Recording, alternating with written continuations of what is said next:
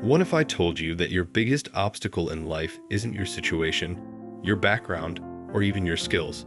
It's your ego? In a world that constantly feeds our sense of self-importance, the Stoics believed ego to be the most dangerous force working against us. And they had powerful reasons for that belief. Imagine a life where you let go of your ego, replaced arrogance with humility, and traded pride for resilience. Today, we're diving into why ego is the enemy of self-improvement, how it silently blocks us from growth, and what Stoicism can teach us about overcoming it. Let's uncover how ego holds us back, and why letting it go might be the greatest leap toward the person we want to become. 1. Understanding ego. What it is and why it's problematic. To tackle ego, we need to know exactly what it is.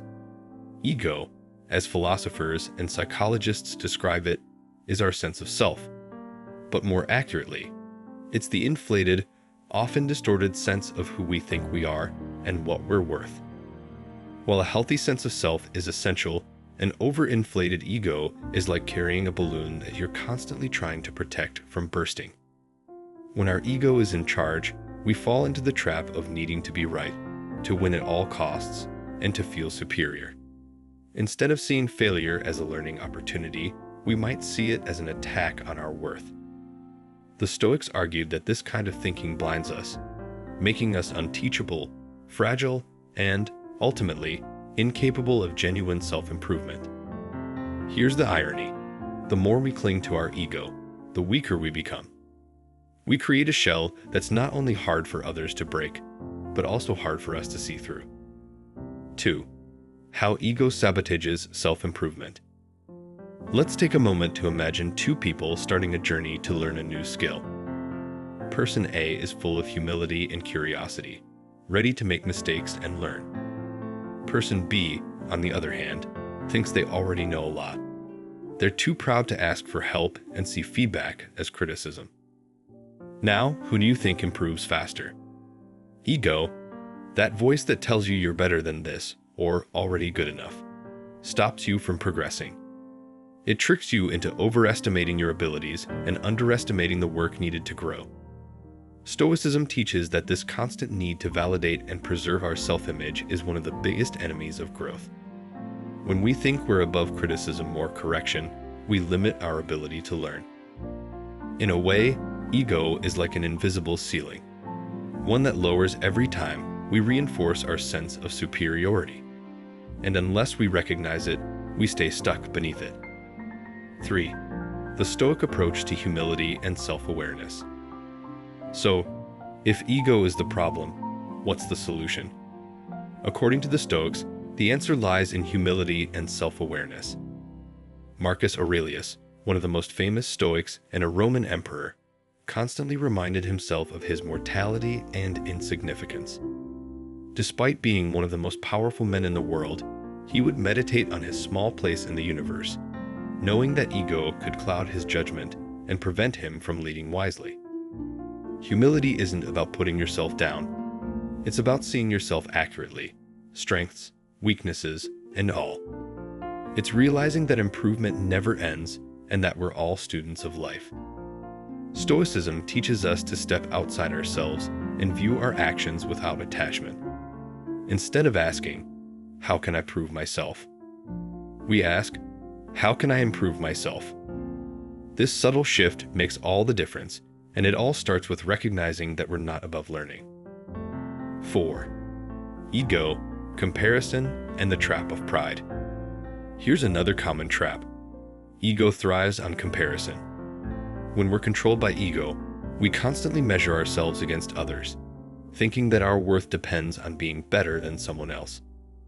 This comparison cycle keeps us in a state of restlessness and dissatisfaction.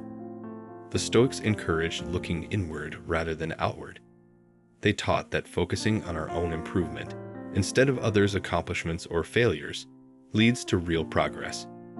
For example, Epictetus, a Stoic philosopher who had once been a slave, emphasized that happiness and self-worth don't come from external measures, but from inner growth. He believed that the only thing we truly control is ourselves.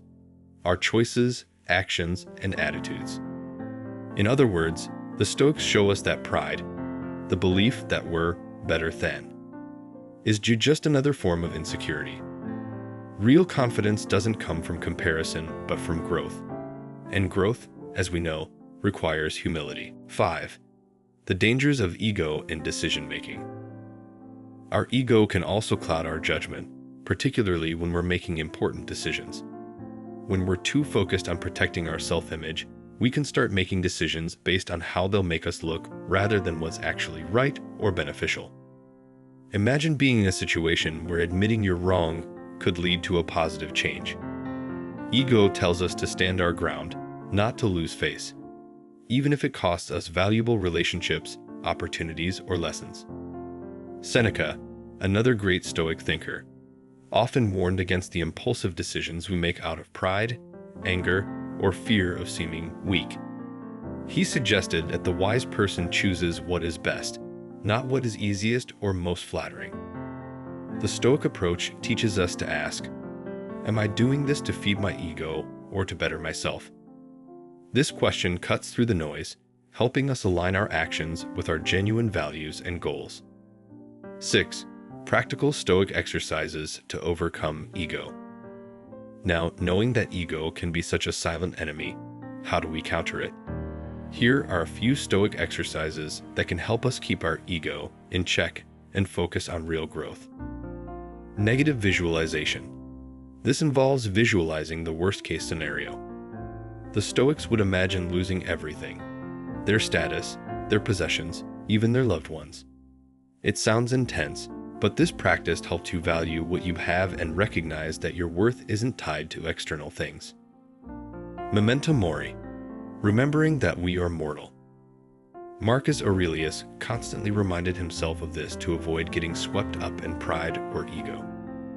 The awareness of our mortality humbles us, teaching us to focus on what truly matters. View yourself from a distance. The Stoics taught the practice of looking at ourselves as if from a distance, observing our actions like a neutral third party. This perspective helps us see where our ego may be blinding us. Self-reflection. Journaling is a powerful Stoic practice. At the end of each day, reflect on moments when ego influenced your actions. Did you dismiss feedback? Did you avoid asking for help out of pride?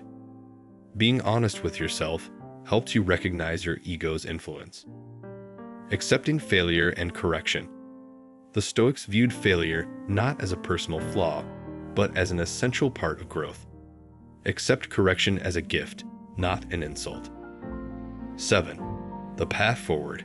Replacing ego with purpose. Imagine living a life where you're no longer driven by the need to prove yourself, to one-up others, or to protect an inflated sense of who you think you are. Imagine the freedom of acting in line with your values, unburdened by the weight of constantly defending your ego. This is what the Stoics invite us to pursue. They teach us to replace ego with purpose, to shift from proving to improving. When we drop the need for constant validation, we can start working on ourselves for ourselves. Ego holds us back, but purpose pulls us forward. When we replace ego with purpose, we're no longer motivated by how things make us look, but by how they help us grow. And that's the essence of self-improvement.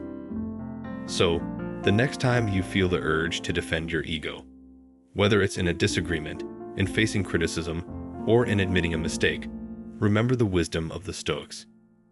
Ego is a fleeting illusion, a trap we set for ourselves. Real strength lies in humility, in the courage to learn, to grow, and to let go of who we think we are in favor of who we could become. Let's end with a powerful reminder from Marcus Aurelius. It never ceases to amaze me. We all love ourselves more than other people, but care more about their opinion than our own.